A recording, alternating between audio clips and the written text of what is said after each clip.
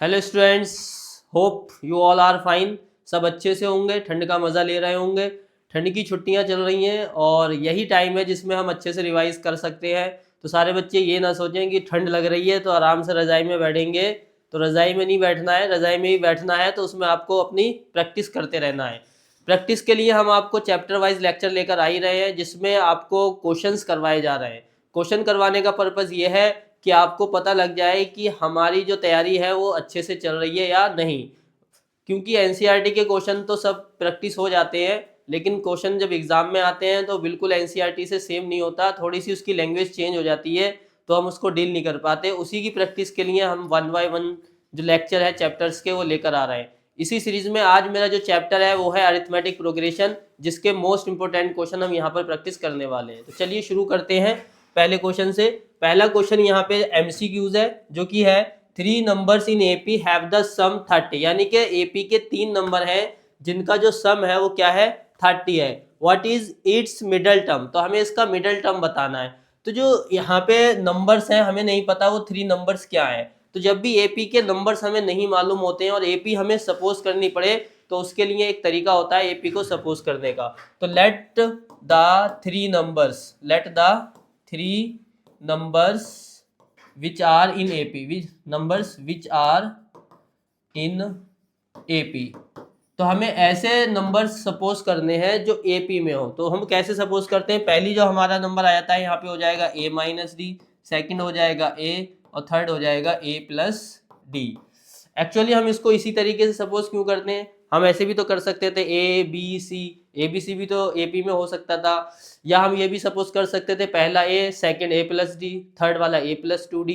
क्योंकि जब जो एपी सीरीज होती है उसमें हर जो टर्म आगे नेक्स्ट जो टर्म मिलती है उसमें कॉमन डिफरेंस जब ऐड होता है तो हमें नेक्स्ट टर्म मिल जाती है। तो हम पहला ए लिख सकते थे, फिर ए प्लस डी कर सकते थे, पर ए प्लस 2D कर सकते थे। पर उसमें सारी प्रॉब्लम्स ये हैं कि अगर हम वो वाली एपी ले लेंगे और जब हम इसको सम करेंगे, जिसका जो क्वेश्चन में सम दिया वो 30 है, तो उस पर हमारा क्वेश्चन हम सॉल्व नहीं कर पाएंगे, क्योंकि हमारे पास 2 वेरिएबल हो जाएंगे ए और डी। और जब हमारे पास 2 वेरिएबल रहेंगे तो हम एक इक्वेशन से 2 वेरिएबल को सॉल्व नहीं कर पाएंगे। आप चाहो तो कोशिश करके देख लेना। इसलिए हम एक ऐसी सीरीज सपोज करते हैं जो एपी में भी हो और उसको सम करें तो वहां से एक एलिमिनेट हो जाए।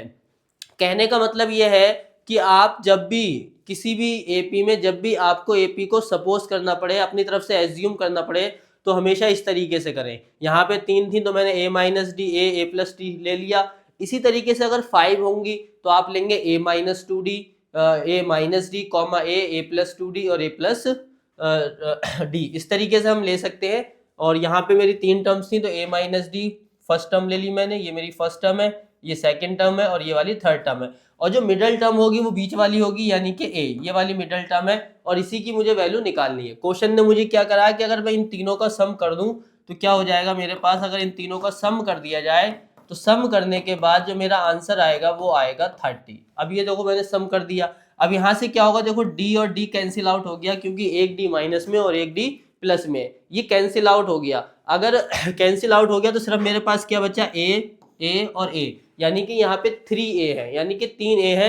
जब ऐड कर दिया जाएगा तो मुझे मिलेगा 3A इक्वल 30। अब ये 3 जो है मल्टीप्लाई में है, मल्टीप्लाई से जब इसको ट्रांसफर करेंगे तो कहाँ पहुंच जाएगा, डिवाइड में। सबको बहुत अच्छे से पता है और आप इसको अच्छे से कर लेंगे। और डिवाइड करने के बाद जो ए की वैल्यू आई वो 10 आई। मुझे मिडल टर्म बतानी थी और मिडल टर्म ही क्या है, ए है। और जो मिडल टर्म ए है तो मेरे हिसाब से जो मेरा जो ऑप्शन, जो मेरा आंसर हो गया वो हो गया 10। तो देखो ना कौन सा ऑप्शन करेक्ट है, that is B. The B option is the correct. तो इस तरीके से हम इसको क्वेश्चन कर सकते हैं। यहाँ सीखने वाली ये बात थी कि हम सीरीज को कैसे सपोज करें। अगर हमारे पास 2 नंबर की सीरीज है तो कैसे सपोज करना है, 3 की है तो कैसे करना है, 5 की है तो कैसे करना है, इस तरीके से हम इसको सपोज कर सकते हैं। ठीक है, चलिए नेक्स्ट क्वेश्चन पे आ जाते हैं।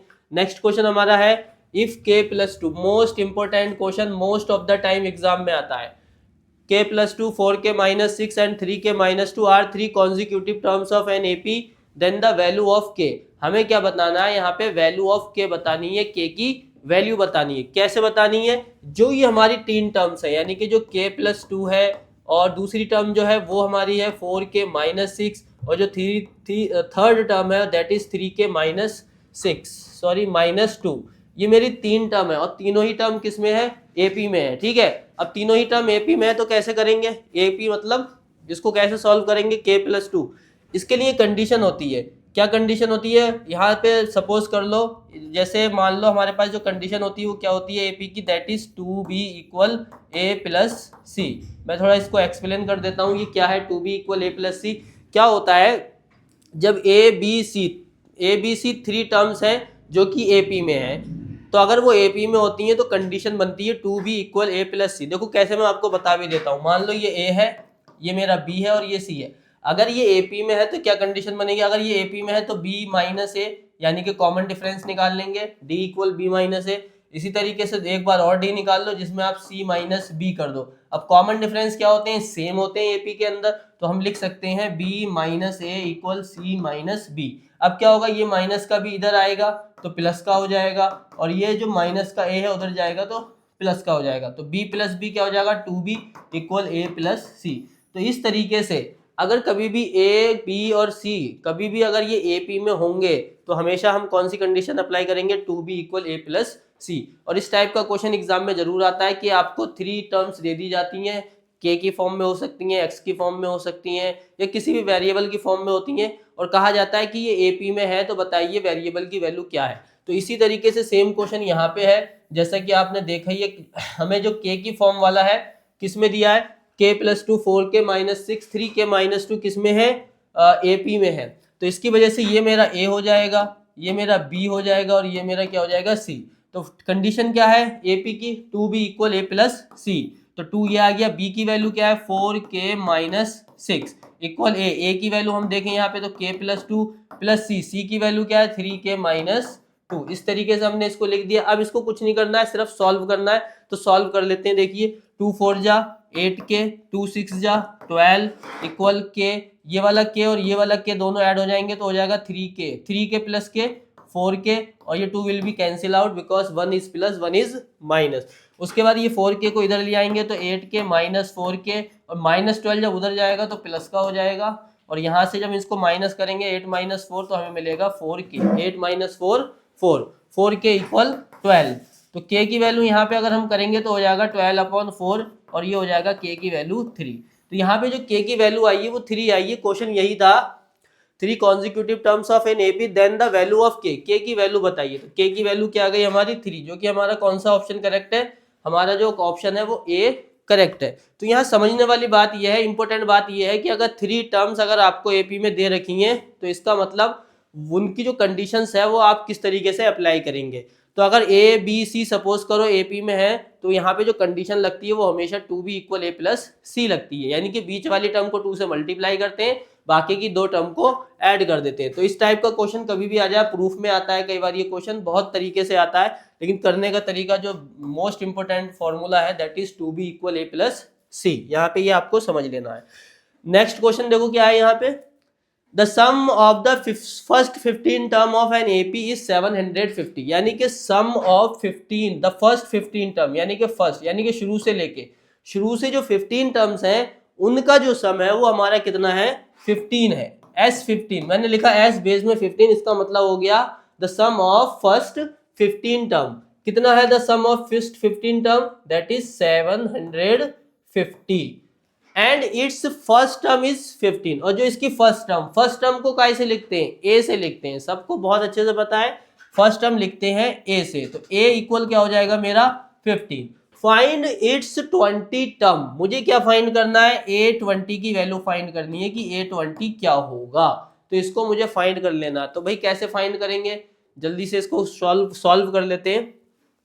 तो अगर मुझे कोई भी टर्म फाइंड करनी है तो सबसे पहले मुझे ए और डी पता होना चाहिए, ए और डी। अगर मुझे ए और डी मालूम है तो मैं फटाफट किसी भी क्वेश्चन को सॉल्व कर सकता हूं।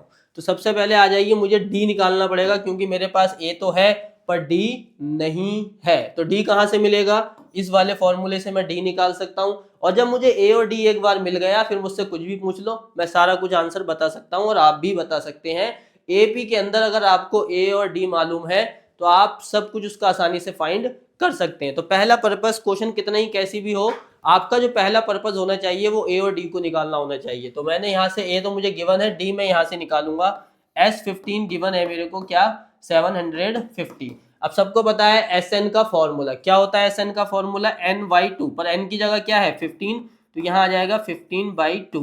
मैंने यहाँ n नहीं लिखा, n की जगह सीधे 15 लिख दिया। फॉर्मूला क्या होता है Sn = n/2 in bracket 2ai plus n minus 1 into D. तो 15/2 bracket 2a plus n minus 1 into D, ये मेरा फॉर्मूला हो जाता है। ठीक है, यहाँ पे भी मैं लिख ही देता हूँ n/2। अगर मैं Sn की बात करूँ तो ये हमारे कितना हो जाएगा n/2 2a plus n minus 1 equal D. और यहाँ पे जो n की वैल्यू होने वाली है वो होने वाली है हमारी, क्या होने वाली है भाई, n की वैल्यू यहाँ पे होने वाली है 15, क्योंकि 15 टर्म्स है। तो 15/2 इन ब्रैकेट 2 मल्टीप्लाई a की वैल्यू क्या है 15 है, प्लस n माइनस 1, n की वैल्यू क्या है 15 माइनस 1 इंटू डी। यहाँ से d मुझे निकालना है, क्योंकि जब तक d फाइंड नहीं कर पाऊंगा a20 नहीं बता पाऊंगा। ठीक है, यहाँ से क्या करेंगे, इस 15/2 को ट्रांसफर कर देंगे। कहाँ ट्रांसफर करेंगे, दूसरी साइड में। तो यहाँ हो जाएगा 15 2 जा 30 प्लस 15 माइनस 1 14d इक्वल 750। इसको तो मैंने लिखा ही नहीं, लिखूंगा क्या, अब इस साइड पे लिखा जाएगा ना। इस साइड पे क्या होगा, ये जो 2 डिवाइड में है मल्टीप्लाई में लिख दिया जाएगा, और ये जो 15 में है तो ये मल्टीप्लाई से डिवाइड में आ जाएगा। ठीक है, इसको आप सॉल्व करेंगे तो आपको पता ही है 15 1 जा 15 और 15 5 जा 75, जीरो ऐसे ही आ जाएगा। तो हमें यहाँ पे जो नेक्स्ट क्वेश्चन मिलने वाला है, जो नेक्स्ट इक्वेशन मिलेगी वो होगी 30 प्लस 14d इक्वल कितना हो जाएगा 52 जा 100। अब ये 100 आ गया, यहाँ से 14d करेंगे तो यहाँ से जो 30 होगा वो माइनस में आ जाएगा। ठीक है, 30 को ट्रांसफर करा, किस में चला गया, माइनस में। तो इसको आसानी से कर लेंगे और यहाँ 70 आ जाएगा, और 70 को डिवाइड करेंगे 14 से, तो हमारा जो d की वैल्यू आएगी वो आ जाएगी 5। बहुत आसान क्वेश्चन है, ज़्यादा मुश्किल क्वेश्चन नहीं है। बस एपी के जो क्वेश्चन होते हैं वो बहुत ही ज़्यादा आसान क्वेश्चन होते हैं, आसान चैप्टर, इजी चैप्टर माना जाता है और बच्चे आसानी से इसको कर भी लेते हैं। तो मेरा सिर्फ मुझे यहाँ पे A20 निकालना था, A गिवन था, D मुझे नहीं मालूम था, तो D मैंने कहाँ से निकालना है S15 से। उसका फॉर्मूला लगा के मैंने इसको सॉल्व कर लिया, D मिल गया। अब मुझे वैल्यू चाहिए A20 की, तो A20 की जो वैल्यू होती है वो होती है A प्लस 19d। कैसे हो जाती है, तो तुम्हें फॉर्मूला याद होगा, AN इक्वल क्या होता है, देखो फॉर्मूला आपको पता ही होगा, AN इक्वल होता है A plus n minus 1 into D. यानी कि n जो भी यहाँ पे होगा उससे एक कम d के साथ आता है। यहाँ पे n था तो n में से 1 माइनस करके तो d के साथ आया मल्टीप्लाई में। तो इसी तरीके से मान लो यहाँ पे अगर 20 होगा तो यहाँ 19 आएगा, यहाँ पे मान लो 30 होगा तो यहाँ 29 आएगा, यहाँ मान लो 31 होगा तो यहाँ 30d आएगा। तो इस तरीके से आप इसको कर सकते हैं। अब मैं आगे इसको बार बार नहीं बताऊंगा, मैंने एक बार बता दिया आपको, तो इसे याद रखना है तुम्हें। ठीक है, तो A20 इक्वल A की वैल्यू क्या है, देखो A की वैल्यू है 15 प्लस 19d, d की वैल्यू क्या है 5। तो 15 19 5 जा 95, और इसको जब ऐड करेंगे तो A20 हमारा आ जाएगा 110। कितना आ जाएगा भाई 110। तो इस तरीके से हमने A20 को निकाल लिया। तो चाहो आप इसका स्क्रीनशॉट ले सकते हैं, वाइदा पे बहुत ज़्यादा इंपॉर्टेंट क्वेश्चन है और इजी भी है। इसी तरीके के क्वेश्चन आपको एग्जाम में देखने को मिल जाते हैं। चलिए, प्रैक्टिस तो हो ही रही है क्वेश्चन की, ये भी बहुत ज़्यादा इंपॉर्टेंट क्वेश्चन है। ये इंपॉर्टेंट क्वेश्चन इसीलिए है क्योंकि हमने ऐसे ही क्वेश्चन इसमें इंक्लूड किए हैं जो बहुत ज़्यादा एग्जाम में आते हैं। तो एक एक क्वेश्चन अगर आप इसको कर पा रहे हो, आपको समझ पा रहे हो, तो इसका मतलब यू आर प्रिपेयरिंग वेल। लेकिन अगर आपको लग रहा है ये क्या चल रहा है, ऐसे क्वेश्चन तो हमने देखे ही नहीं है, तो इसका मतलब you need to more practice, आपको अभी और प्रैक्टिस की ज़रूरत है। तो देख लें भैया क्या करना है, कि अभी रज़ाई में बैठना है या और प्रैक्टिस करनी है। बिकॉज अभी तो चलो थोड़ा बहुत टाइम है, क्योंकि बहुत सारे सब्जेक्ट हैं, सबका ही प्रेशर होता है। साथ के साथ मैथ का और भी ज़्यादा प्रेशर होता है, क्योंकि ये क्वेश्चंस हमारे पता नहीं कब कहाँ से कौन सा पूछ लिया जाए, किस फॉर्म में पूछ लिया जाए। How many 2 digit numbers are divisible by 3। मुझे ये बताना है कि कितने 2 डिजिट नंबर ऐसे हैं जो 3 से डिविजिबल हैं। तो आप ये देखिए, सबसे पहले ये बताइए कि 2 डिजिट नंबर शुरू कहाँ से होता है, बताइए जरा। बिल्कुल, 2 डिजिट नंबर कहाँ से शुरू होता है, 10 से शुरू होगा, है ना, 10 होगा, फिर क्या हो जाएगा 11 हो जाएगा, फिर क्या हो जाएगा 12 हो जाएगा, फिर क्या हो जाएगा 13 हो जाएगा। ऐसे ही चलते चलते चलते लास्ट जो होगा वो क्या होगा 99। पर क्या ये सारे 3 से डिविजिबल हैं, नहीं है ना। लेकिन मुझे तो ऐसे नंबर बताने हैं जो सिर्फ किससे डिविजिबल हो, 3 से। तो मैं इसमें से सिर्फ वही नंबर उठाऊंगा जो 3 से डिविजिबल होंगे। क्या मेरा 10 3 से डिविजिबल है, नहीं।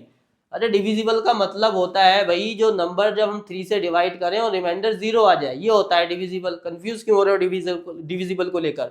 डिविजिबल का मतलब कि मैंने किसी भी नंबर को 3 से डिवाइड किया और रिमाइंडर 0 आ गया तो वो डिविजिबल है, रिमाइंडर 0 नहीं आया तो वो डिविजिबल नहीं है। क्या 11 डिविजिबल है? नहीं। तो मेरा पहला नंबर कौन डिविजिबल है? 12।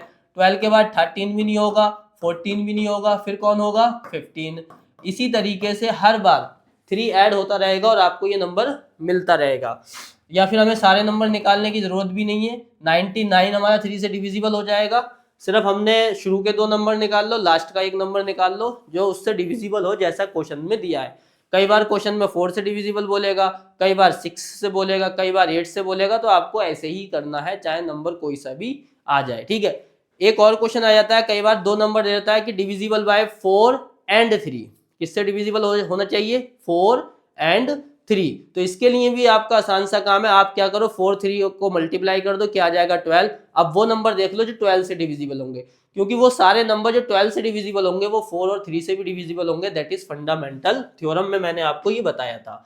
अब यहाँ पे मुझे बताना है कि कितनी टर्म है, हाउ मैनी 2 डिजिट टर्म, क्योंकि यहाँ तो गैप हो गया ना, डॉट डॉट हो गया, गैप हो गया, तो कितनी टर्म होंगी ये मुझे बताना है। तो टर्म्स निकालने का फॉर्मूला आपको अच्छे से पता है। अब मुझे ये पता लग जाए कि ये कौन से नंबर पे आ रहा है, ये कौन से नंबर पे खड़ा है। जैसे बच्चे लाइन में खड़े होते हैं ना, ये लाइन लगा ली, फर्स्ट नंबर पे खड़ा है, ये सेकंड पे, ये थर्ड पे, ये फोर्थ पे, ये फिफ्थ पे, ये सिक्स्थ पे, ये सेवंथ पे। अब मुझे नहीं पता कि लाइन में कितने बच्चे हैं, तो मैं लास्ट वाले से पूछ लेता हूँ भाई तेरा नंबर क्या है लाइन में, तो वो कहेगा सर मेरा नंबर 20 है लाइन में। तो मतलब उस लाइन में 20 स्टूडेंट होंगे। इसी तरीके से अगर मुझे इसका नंबर पता लग जाए, किसका? 99 का, कि ये कौन से नंबर पर है, तो मैं बता दूंगा इसके अंदर कितनी टर्म है। और जितनी टर्म इसके अंदर होंगी उतने ही ऐसे 2 डिजिट नंबर होंगे जो कि 2 से 3 से डिविजिबल होंगे। तो मुझे नहीं मालूम ये कौन से नंबर पे है, कौन से टर्म में है, तो मैं सपोज कर लूंगा लेट 99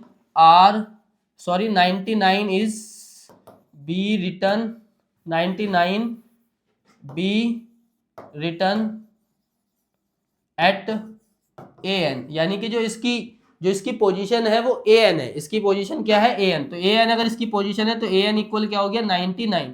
मैंने इसकी पोजीशन an मान ली, यानी कि ये n टर्म पे आएगा। जैसे ये फर्स्ट टर्म पे है, ये सेकंड टर्म पे है, उसके बाद अगला थर्ड पे होगा, फिर फोर्थ पे होगा, डॉट डॉट कर दो। मुझे क्या पता ये कौन से पे आएगा, तो मैंने मान लिया कि ये nth टर्म पे है, यानी कि n वाले नंबर पर है।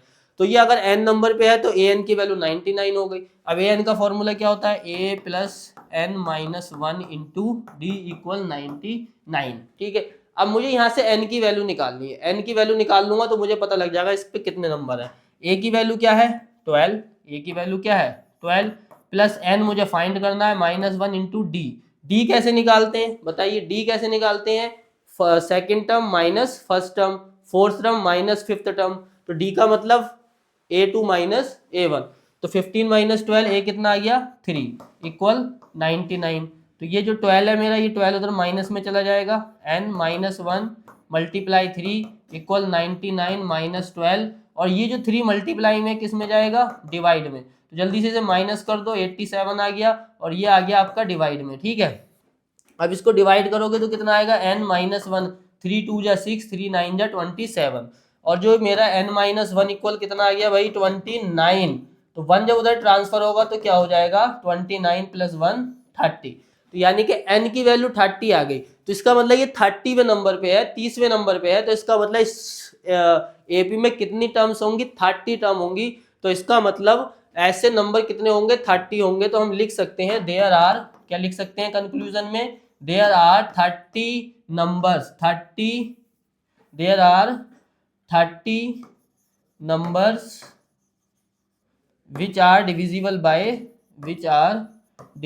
by 3, जो कि हमारे किससे डिविजिबल है? 3 से डिविजिबल है। तो देयर आर 32 डिजिट नंबर्स, मैं 2 डिजिट नंबर लिखना भूल गया, ऐसे ही बता दे रहा हूँ।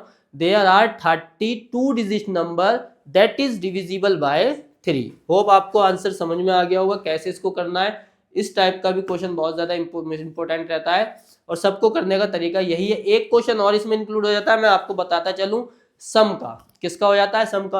हो सकता था यहाँ पे क्वेश्चन पूछ लेता find the sum of 2 digit number that is divisible by 3।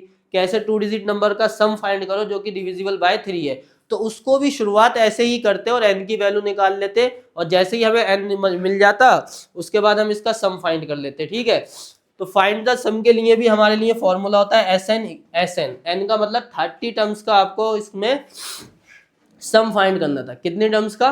30 terms का, जो कि बहुत ज़्यादा आसान है। तो उसको जो सम वाला क्वेश्चन होता है उसे भी आप आसानी से कर पाते। कैसे आसानी से कर पाते? वहाँ से बस SN वाला फॉर्मूला लगा के उसको आगे फर्दर सॉल्व कर लेंगे। ठीक है, नेक्स्ट क्वेश्चन क्या है? Which term of the AP 65, 61, 57 is the first negative term. यहाँ पे मुझे बताना है कि इसकी जो फर्स्ट निगेटिव टर्म आएगी वो कौन से नंबर पे आएगी, तीसरे नंबर पे आएगी, चौथे नंबर पे आएगी, पांचवें नंबर पे आएगी या छठे नंबर पे आएगी, कौन से नंबर पे आएगी ये मुझे आपको बता देना है। तो चलिए शुरू करते हैं। यहाँ पे कैसे पता लग पाएगा भाई कि कौन से नंबर पे आएगी? तो यह है 65, 61, 57, 53 और ऐसे ही करते करते ये आगे चलता रहेगा। लेकिन मुझे बताना है कि विच टर्म, कौन सी टर्म है जो फर्स्ट निगेटिव है, यानी कि पहली निगेटिव है। तो मुझे तो पता ही नहीं लगेगा, ऐसे कैसे बता पाऊंगा? या तो मैं सारी सीरीज लिख दूं ऐसी तो पता लग पाएगा कौन सी टर्म है। और दूसरा काम यह है कि मैं सपोज कर लेता हूं, लेट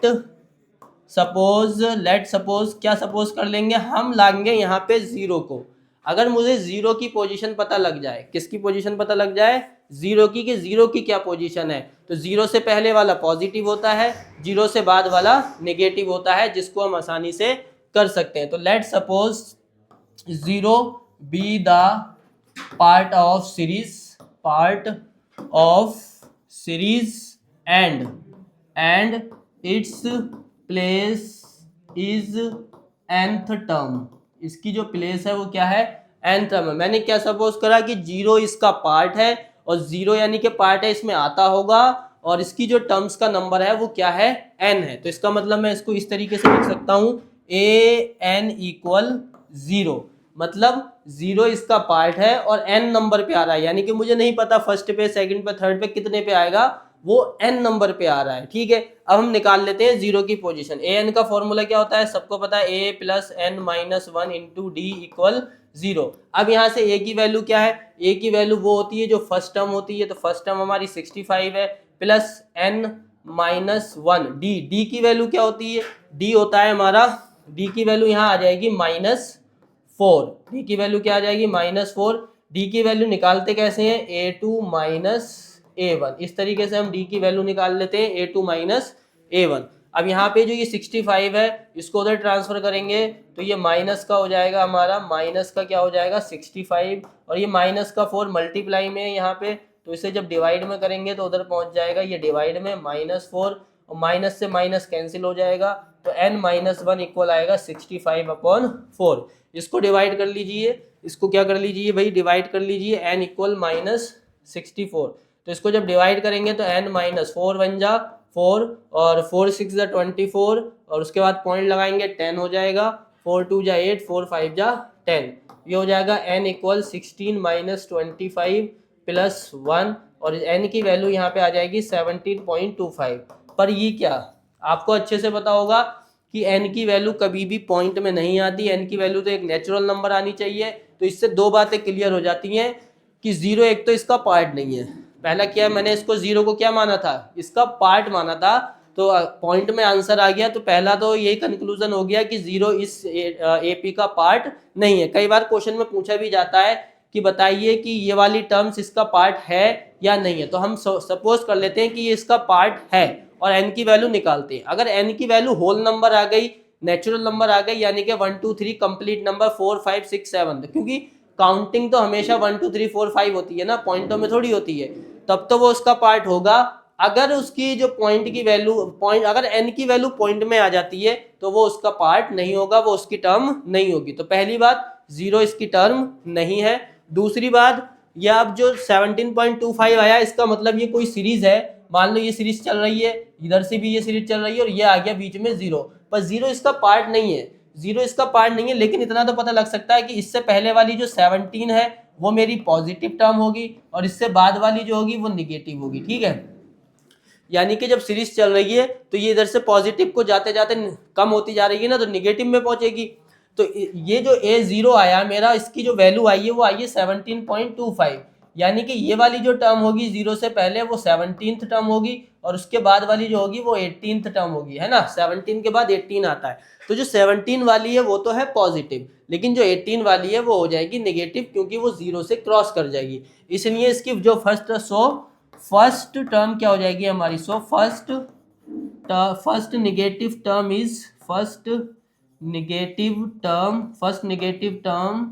इज 18। इसकी जो फर्स्ट नेगेटिव टर्म है वो हमारी क्या है, 18 है। इस तरीके से हम इसको कर सकते थे, ठीक है।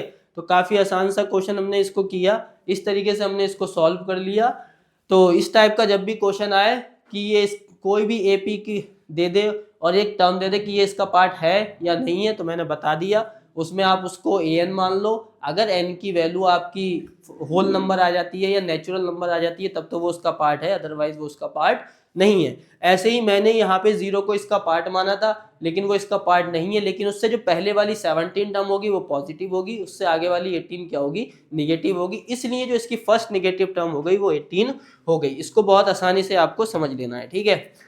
अगला क्वेश्चन देख लेते हैं, question number 6। An AP consist of n terms, यानी कि एक एपी है, क्या है हमारे पास, एक एपी है, अरिथमेटिक प्रोग्रेशन है, एक एपी है, उसमें कितनी टर्म्स है, एन टर्म है। मुझे नहीं पता 5 है, 6 है, 7 है, कितनी है, एन टर्म्स है। Whose n terms is 4, n ही टर्म्स है और उसकी जो एन टर्म्स है वो क्या है, 4 है। एन टर्म क्या है, 4। एन अगर nth टर्म्स है तो मतलब अगर उसकी लास्ट जो टर्म है वो 4 है, nth, क्योंकि nth टर्म्स है और जो an की वैल्यू दी है वो भी 4 दी है, क्योंकि हम लास्ट वाली को ही an मानते हैं, तो an की वैल्यू क्या है, 4 है, यानी कि जो लास्ट वाली टर्म है वो क्या है, 4। एंड द कॉमन डिफरेंस का मतलब d मेरा कितना है, 2। d कितना है भाई, 2। Sum of n terms on p, यानी कि जो उसका सम है nth टर्म्स, nth जो टर्म है उनका जो सम है वो क्या है, -14।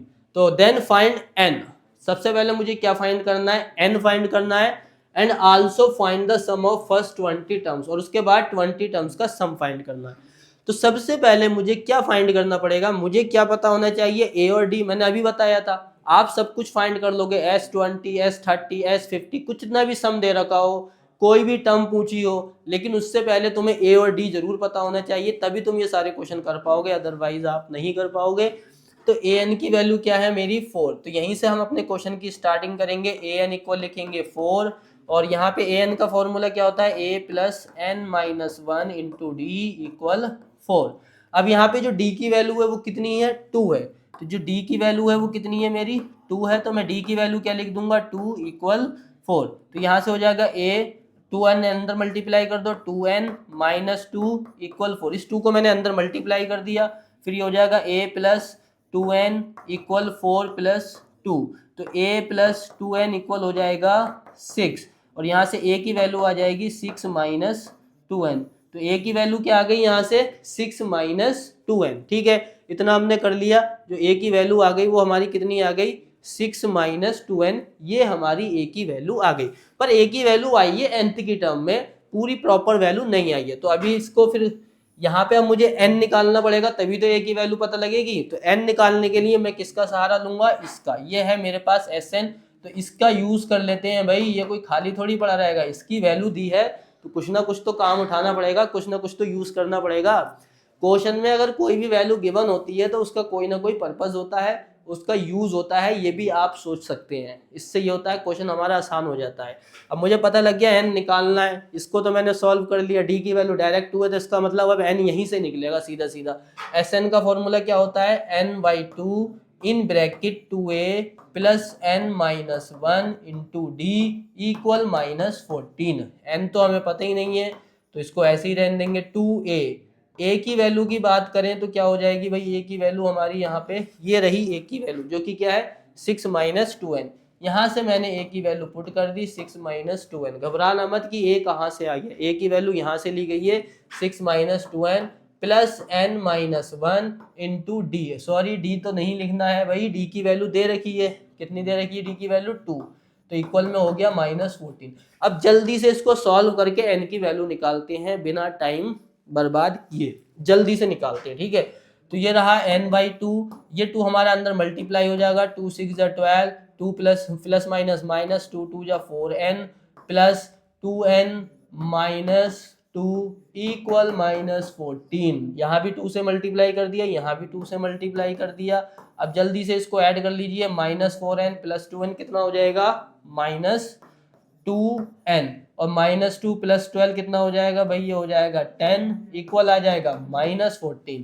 इसके बाद इस 2 को यहाँ से हटा दीजिए और n को अंदर मल्टीप्लाई कर दो। इस n को तो ले जाओ अंदर और इस 2 को ले जाओ उधर, तो ये हो जाएगा 10n minus 2n square equal minus 14 multiply 2। तो यहाँ से मिलेगा ये 10n माइनस 2n स्क्वायर, इसको मल्टीप्लाई करेंगे इधर आएगा तो किसका हो जाएगा, ये 14 टू जा 28। ठीक है, 14 को डबल करेंगे तो कितना हो जाएगा 28 इक्वल 0। ये इधर आ गया इसलिए प्लस का हो गया, बाकी घबराने वाली कोई बात नहीं है। अब ये जो माइनस 2n स्क्वायर है, ये जो n स्क्वायर है ये किसका होना चाहिए था, ये जो n स्क्वायर है हमारा ये होना चाहिए था प्लस का। तो सबके साइन चेंज कर देते हैं, ये हो जाएगा प्लस का 2n स्क्वायर, ये माइनस का 10n और ये माइनस 28 इक्वल 0। प्रीवियस लेक्चर में ही यहाँ पे हम बात कर सकते हैं, इस टाइप के हमने बहुत क्वेश्चन करे थे प्रीवियस लेक्चर में। यहाँ से 2 को कॉमन ले लीजिए जल्दी से, तो यहाँ मिलेगा n square minus 5n minus 14 equal 0।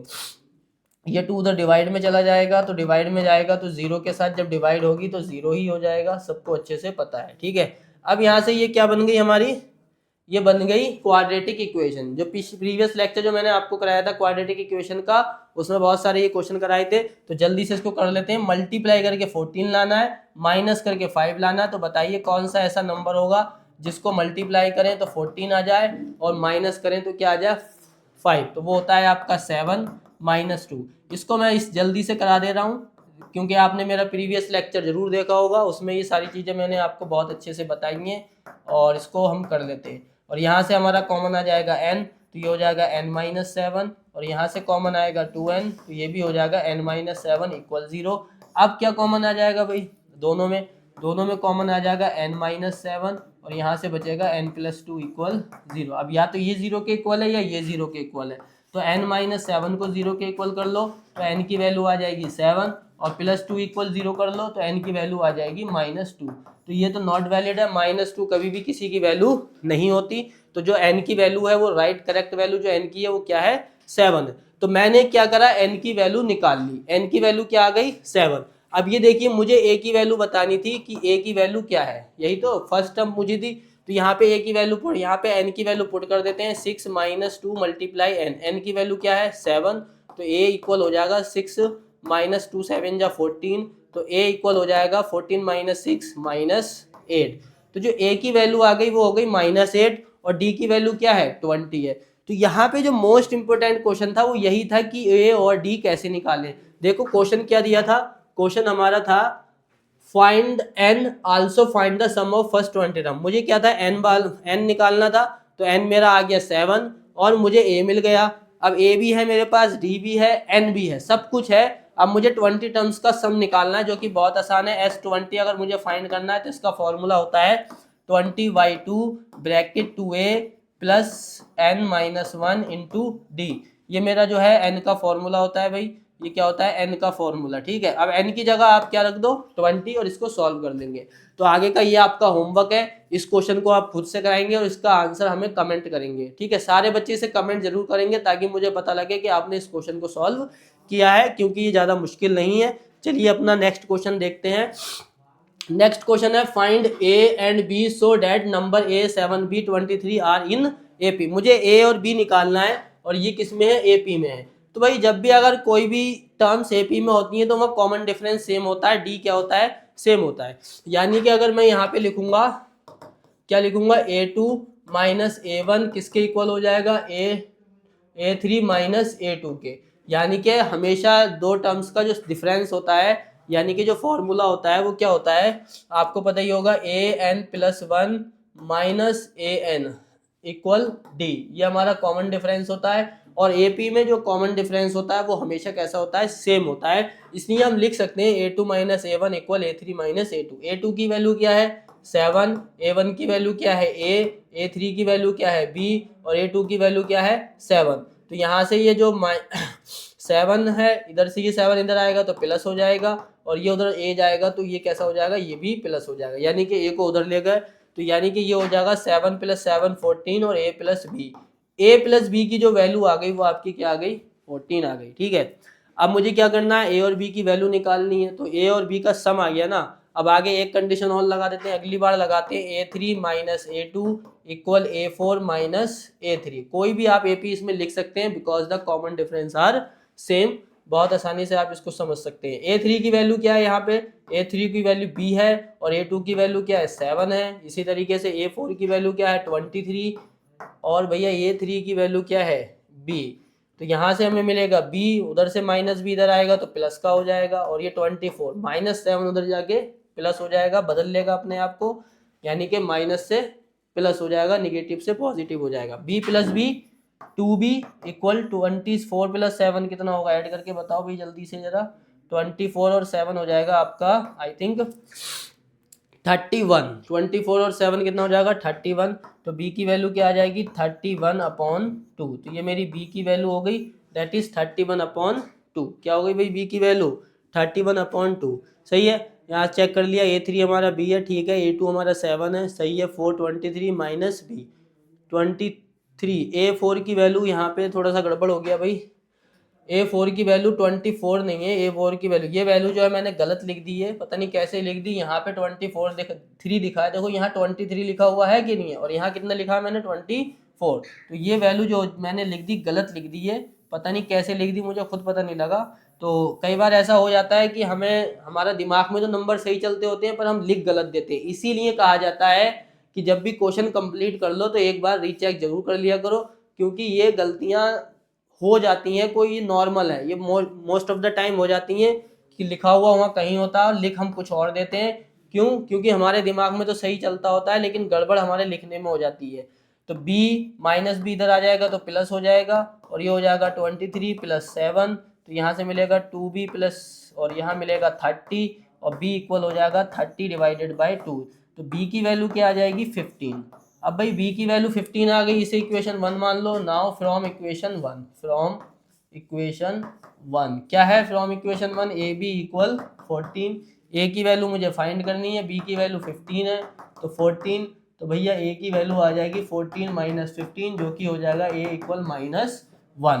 तो यहाँ से a और b की वैल्यू तो मैंने निकाल ली, लेकिन मोस्ट इंपॉर्टेंट समझने वाली क्या बात थी इस क्वेश्चन के अंदर, वो ये थी कि हमारा जो कॉमन डिफरेंस होता है वो सेम होता है, यानी कि a2 - a1 = a3 - a4 या a4 - a3 = a5 - a4।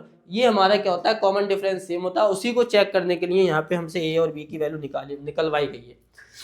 अगला देख लेते हैं, रोहन पेज इज टोटल, यानी कि यहाँ पे लोन है और वो पे कर रहा है। जैसा कि हम अपने मोबाइल फ़ोन कोई नया लॉन्च होता है तो जल्दी से जाके EMI पे ले आते हैं, लेकिन बाद में जब उसकी EMI हमें पे करनी होती है तो हर महीने हमारी जान निकल जाती है, वो बहुत ज़्यादा परेशानी आती है उस EMI को पेड करने के लिए।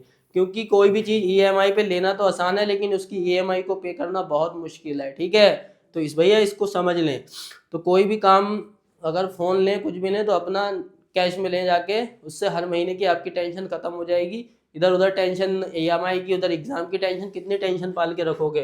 फिर उधर क्लास की टेंशन तुम्हें रहती होगी, बहुत सारी बातें, किससे मिलना है, किससे बात करनी है, बहुत ज़्यादा टेंशन रहती हैं। तो इन टेंशन को आपको ख़त्म करना है। ठीक है, तो सारे काम अच्छे से करने हैं। EMI पे तो कोई चीज़ लेनी नहीं है मेरे हिसाब से। 1,18,000 कितना रुपया है, 1,18,000 एवरी मंथ वो पे कर रहा है। किससे शुरुआत कर रहा है, पहले वो 1,000 देगा। कितना देगा 1,000, ठीक है। उसके बाद हर EMI पे वो 100 रुपये बढ़ा देगा, तो अगली बार 1,100 हो जाएगा, उससे अगली बार 1,200 हो जाएगा और इसी तरीके से वो अपना लोन को पे कर देगा। ठीक है, पहली जो EMI है वो 1,000 की है, फिर 100 इंक्रीज करता रहेगा तो 1100, 1200, 1300, यानी कि इस तरीके से वो देता रहेगा। तो यहाँ पे जो A की वैल्यू आ जाएगी वो आ जाएगी 1000 और जो यहाँ पे D आएगा वो आ जाएगा आपका 100। तो ये मेरा A हो गया, ये मेरा D हो गया। क्वेश्चन ने क्या पूछा है, what amount increase the installment by 100 every month, what amount will be paid by him in the 30 installment, यानी कि 30 installment की क्या वैल्यू है, यानी कि मुझे A30 फाइंड करना है यहाँ पे। उसके बाद what amount loan has he paid after the 30 installment, यानी कि अगर वो 30 installment पेड कर दी उसने तो उसके बाद और कितना पैसा उसे जमा करना है। तो यानी कि मुझे A30 निकालना है और 30 इंस्टॉल में कितना पैसा जमा हो गया, यानी कि S30 भी मुझे यहाँ पे फाइंड करना है। तो जल्दी से फाइंड कर लेते हैं। A30 होता है A प्लस 29D। मैंने अभी बताया था कि अगर यहाँ 30 हो तो D के साथ यहाँ पे कम आ जाता है, क्योंकि फॉर्मूले में होता है n-1। तो जल्दी से इसको सॉल्व कर लो। A की वैल्यू क्या है 1000 प्लस 29 मल्टीप्लाई D की वैल्यू क्या है 100। तो ये हो जाएगा 1000 प्लस 29 100। अब इसको मल्टीप्लाई करोगे 2900 हो गया ना, ये कितना हो गया भाई 2900। 2900 को ऐड करोगे तो ये हो जाएगा 3900, यानी कि जो उसकी 30 अमाउंट होगी वो होगी 3900 की। कितने की होगी 3900 की उसकी अमाउंट होगी। अब हमें ये बताना है कि जब उसने 3900 जमा कर दिया तो उससे पहले भी तो पैसा जमा करा होगा, तो कुल कितना पैसा जमा कर दिया उसने, मैं ये चेक कर लेता हूँ। तो उसके लिए मुझे निकालना पड़ेगा S30, और S30 का फॉर्मूला होगा n/2। n की जगह 30 आएगा, ठीक है, मल्टीप्लाई 2A। A की जगह क्या आएगा, A की जगह आएगा 1000 प्लस n-1। n क्या मुझे n का पता है, n का बिल्कुल मालूम है 30 है यहाँ पे n, तो 30-1 इंटू D कितना है मेरा 100। तो इस तरीके से यहाँ पे ये आ जाएगा 15 और ये हो जाएगा 2000 और प्लस 29 मल्टीप्लाई 100, और इस तरीके से यहाँ पे आएगा 15, ये हो जाएगा 2000, ठीक है, और ये हो जाएगा 2900। इसके बाद इसे ऐड करेंगे 15 2000 प्लस 2000 4900। इसको मल्टीप्लाई कर दो, 2 जीरो तो ऐसे ही आ जाएंगे। 15 9 जा 135 और 15 4 जा 60 प्लस 1 73, यानी कि यहाँ पे आ जाएगा 73। एक बार और चेक कर लेते हैं मल्टीप्लाई, जीरो दो बार ऐसी सेम आ जाएंगे। 15 9 जा 135, यानी कि 13 हमारा कैरी हो जाएगा, 60 प्लस 13 73।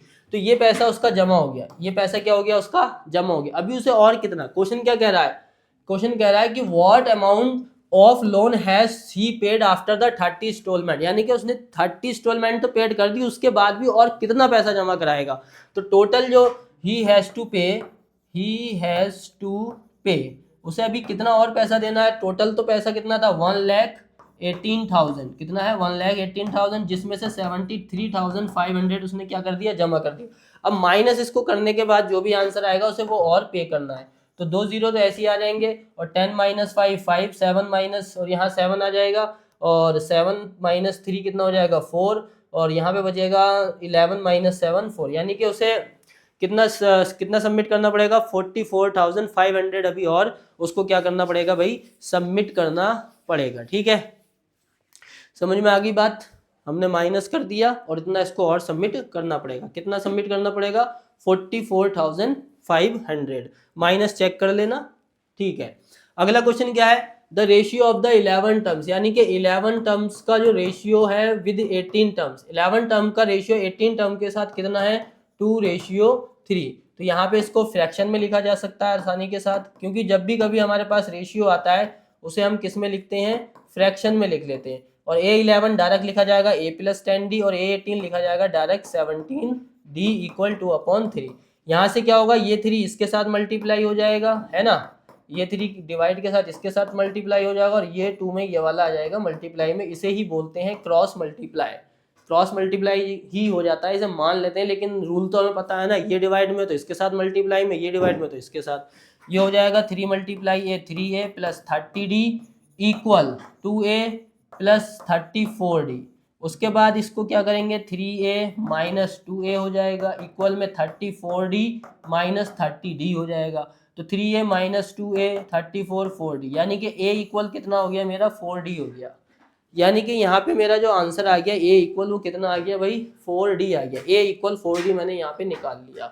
तो जो मुझे कंडीशन दी थी क्वेश्चन ने, रेशियो दिया था, उससे मैंने रिलेशन फाइंड आउट कर लिया। अब फाइंड क्या करना है, देखो, find the ratio of the 5th term to 20 term. मुझे किसका रेशियो बताना है, 5th टर्म का रेशियो बताना है, किसके साथ 21 के साथ। किसके साथ बताना है 21 के साथ इसका रेशियो बताना है। अगर मुझे रेशियो बताना है तो लिखना पड़ेगा फ्रैक्शन में। तो A5 की वैल्यू हो जाएगी A प्लस 4D, और A20 की हो जाएगी A प्लस 920D। ठीक है ना, सबको पता है, मैंने अभी बताया था कैसे लिखा जाता है। यहाँ से एक कम आ जाता है, तो A की वैल्यू क्या है, देखो यहाँ से जल्दी से देखो, A की वैल्यू क्या है 4D। तो A की जगह आ जाएगा 4D plus 4D upon A की जगह फिर से 4D प्लस 20D और इसको जब ऐड करेंगे तो ये हो जाएगा 8D और ये हो जाएगा 24D। डी से डी कैंसिल हो जाएगा, 8 बन जाए 8, 8 3 जा 24 और ये हो जाएगा 1/3। तो इसका मतलब A5 रेशियो A21 हमारा कितना हो जाएगा 1/3। तो ये हमारा हो जाएगा A5 रेशियो A21 1/3। तो इस तरीके से हमने इसका रेशियो निकाल लिया, किसका, 5th टर्म का, और 21st टर्म का हमने क्या निकाल लिया भाई, रेशियो निकाल लिया। चलो नेक्स्ट क्वेश्चन कर लेते हैं। इसमें इतना ही था, इतना ही पूछा था। अगला क्वेश्चन क्या है, देखो, find the sum of the first 16 terms. हमें क्या फाइंड करना है, फर्स्ट 16 टर्म का सम फाइंड करना है। An arithmetic progression with 4th and 9th term, जिसकी जो 4th टर्म है वो कितनी है और जो 5th टर्म है, सॉरी 9th टर्म है वो कितनी है। 4th टर्म हमारी है -15 और 9th टर्म क्या है मेरी, -30।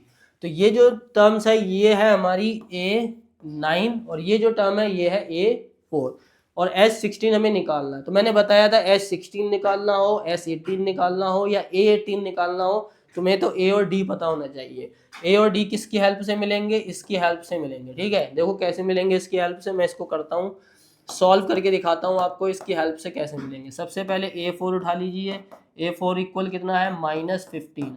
A4 को क्या लिख सकते हैं, A + 3D = 15। इसे इक्वेशन 1 मान लीजिए, ये -15 है। ठीक है, इसी तरीके से अब आप A9 को लिखिए। A9 कितना है, -30। तो A9 को लिख सकते हैं A + 8D = -30। इसे इक्वेशन 2 मान लीजिए। अब आपने देखा होगा linear equation in 2 variable, linear equation in 2 variable आप देख सकते हो। A और D ये उसी टाइप की इक्वेशंस दी हैं और उसके ही क्वेश्चंस हमने प्रैक्टिस करवा रखे हैं। उस तरीके से अब यहाँ पे A और D की वैल्यू निकाल ली जाएगी। यहाँ पे मैं मेथड यूज करने वाला हूँ एलिमिनेशन मेथड। तो यहाँ पे मैं लिखूंगा सब्ट्रैक्ट इक्वेशन, कौन सी इक्वेशन, 2 from 1। 2 को मुझे किससे सब्ट्रैक्ट करना है, 1 से। तो 1 को लिख लेते हैं सबसे पहले, A + 3D = -15। दूसरी इक्वेशन क्या है, A + 8D = -30।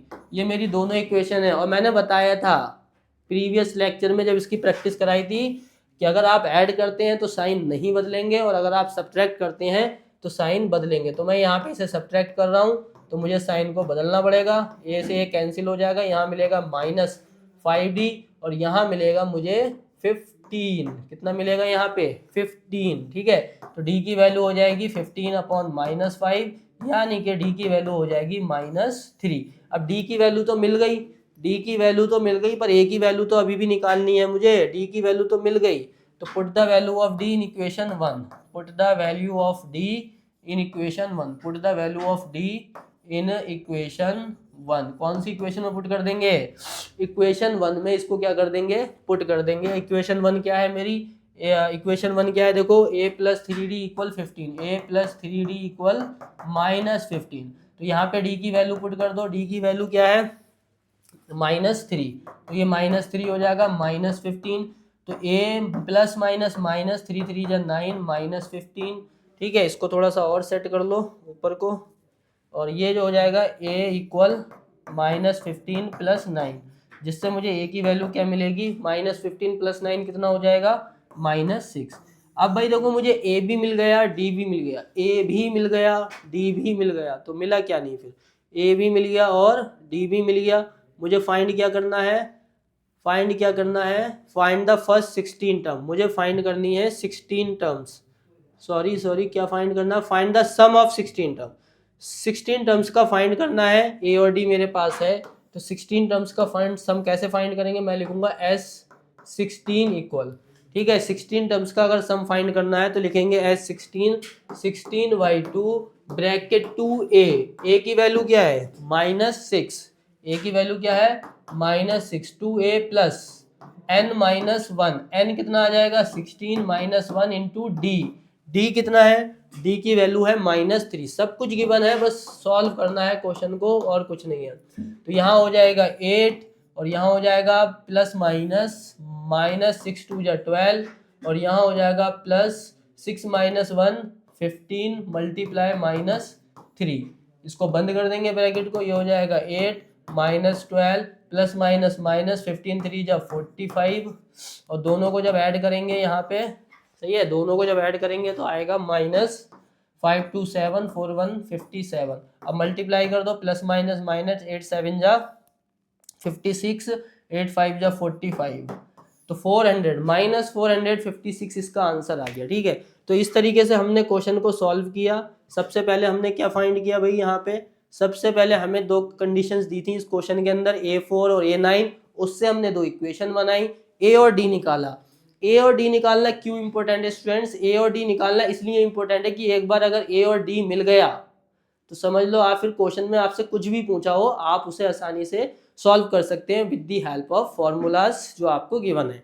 ठीक है, तो इस तरीके से हमारा आंसर आ गया, सम ऑफ 16 टर्म्स इज -456। ठीक है, चलिए नेक्स्ट देख लेते हैं। नेक्स्ट क्वेश्चन नहीं है, यहीं तक हमारे मोस्ट इंपोर्टेंट 10 क्वेश्चन थे जो कि हमने कर लिए। तो ये क्वेश्चन इसलिए इंपॉर्टेंट है स्टूडेंट्स क्योंकि इसमें हमने मोस्ट इंपोर्टेंट जो क्वेश्चन एग्जाम के में आने वाले हैं, जैसे एग्जाम में आते हैं उस टाइप के हमने यहाँ पे क्वेश्चन लिए और आपने इनको हमारे साथ प्रैक्टिस किया। होप आपकी प्रैक्टिस में कुछ ना कुछ बूस्ट हुआ होगा, आपको कुछ ना कुछ सीखने को जरूर मिला होगा। तो अगर आपको ये सेशन अच्छा लगा, ये लेक्चर अच्छा लगा तो लाइक कर दीजिए और अपने फ्रेंड्स के साथ इसको शेयर कर दीजिए ताकि वो भी अपनी प्रिपरेशन को अच्छे से कर सकें। Thank you so much.